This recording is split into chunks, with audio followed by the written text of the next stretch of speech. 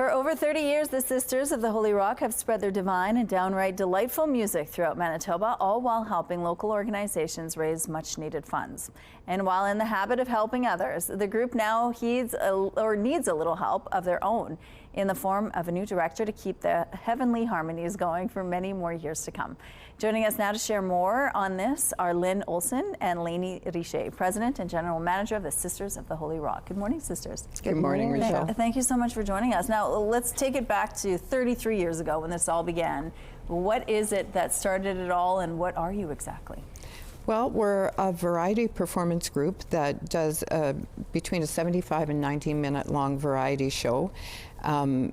It encompasses some more serious numbers involving four-part harmony. We have both men and women in the choir. Some solo numbers, some small group numbers, some fast-paced comedy numbers, some more serious numbers. And we're very, very focused on trying to help organizations raise money. 33 years ago, it started out as a little skit for a Catholic church dinner. And the lady who founded us, Carol Stone, the skit was very well received, and she started getting requests to do the show in other venues, and that's sort of how the Sisters were born. Yeah. Wow! And then 33 years later, you're still here. You're still entertaining. We are. Over those 33 years, you've helped raise $4 million. Tell us about that and how good it feels. It's great. I mean, when we're out there performing, we get to see the joy on everybody's face, and we know that we're doing something good because we've been hired for a certain purpose, whether it's to help put a roof on a church or whatever. I mean, it could be to help someone who's lost everything in a fire. So it just feels really, really good to be able to know that you've helped that way. But now you're in need of help yourselves. Tell us what is going on. We are. So the lady who founded us, Carol Stone, we call her affectionately Reverend Mother.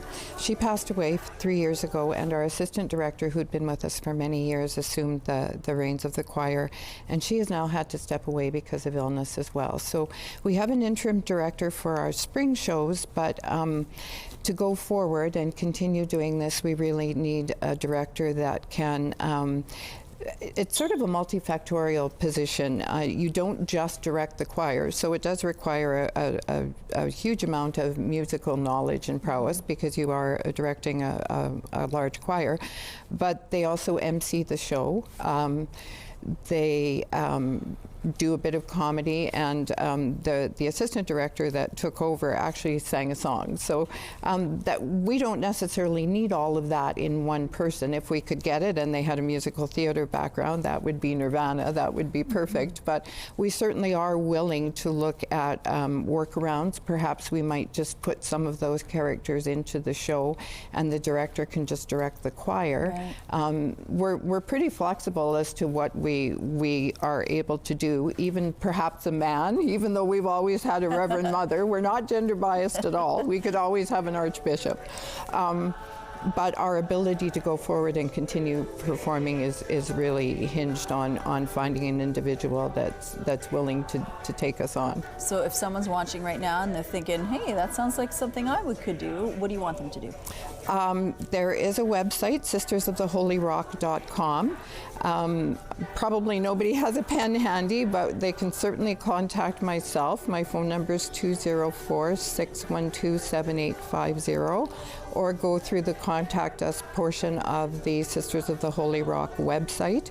What we have done with individuals that have been interested before is had them come to a show and actually see what we do. But there is a fair amount of information on the website for people to refer to if you're interested.